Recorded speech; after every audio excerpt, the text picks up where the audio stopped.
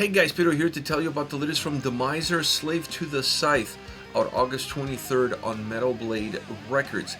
The album has 9 tracks, 40 minutes in length, and this is the band's second full-length studio album. They are an American black thrash metal band.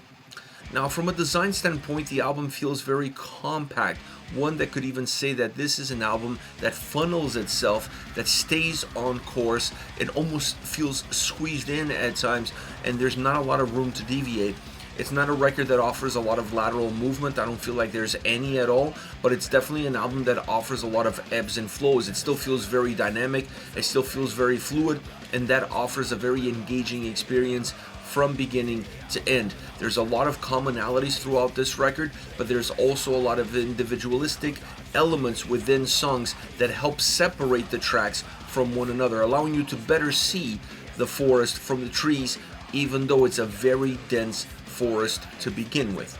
Now, as far as the sound is concerned, this is an album that has a very black metal, a heavy black metal fingerprint, I should say, in the sound and definitely in the production behind that same sound.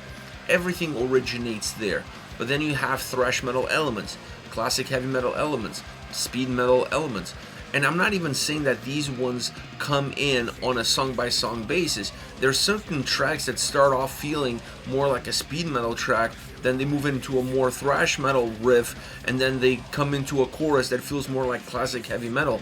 There's a lot of tracks that blend in all of these different influences in the same song with a very dark blanket over it. The production, obviously, of the record helps keep a sense of uniformity amongst every single song, with the exception of Interlude.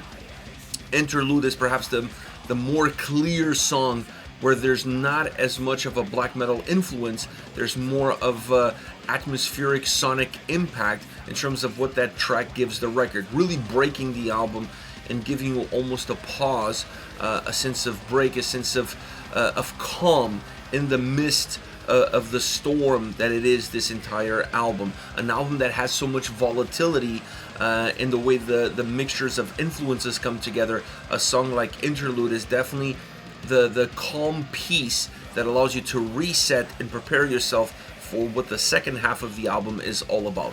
But outside of Interlude, the album has that sense of uniformity while still having a lot of different influences creating that same uniformity. Very interesting record sound-wise. I really enjoyed what this album gives. The guitars, for example, on this record, even when they have a little bit more grit, even when they feel a little bit more rough around the edges because of that more black metal presence and even that black metal production, the guitars always have a clear impact on the direction of the songs and really defining where these influences are coming in. An album that also has amazing solos, really cool solos throughout the entire album, always filling the tracks with energy, and even when they don't infuse energy into the songs, they piggyback off of the main melody of the track and then they expand upon it, giving the tracks a little bit more length, but in a positive way that allows the tracks to feel complete. Normally when you have songs of this nature, either be thrash, speed, or classic heavy metal with a blackened influence into them, they tend to be a little bit shorter in length because you want a quick impact. Songs on this record, they're not extremely long, but I felt at times they were a little bit longer than what I was expecting coming in. But having those solos and being the quality that they are allows these tracks to push into the 5.5 minute mark, and the songs still make sense, and the songs are still as fresh as they would have been had they been 3.5 minutes. So incredible job guitar wise from top all the way to the bottom.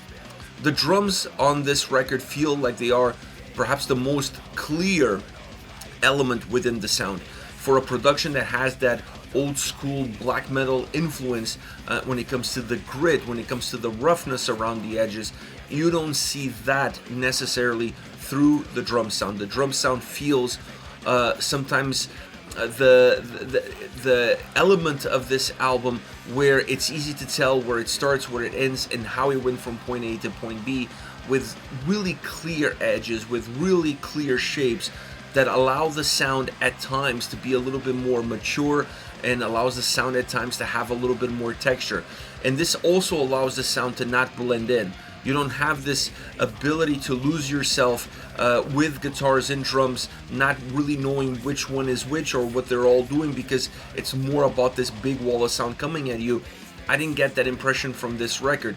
I felt like at times there is a wall of sound coming at you, but it's more because of the guitar sound itself, not necessarily the drums blending into that guitar sound and becoming part of it.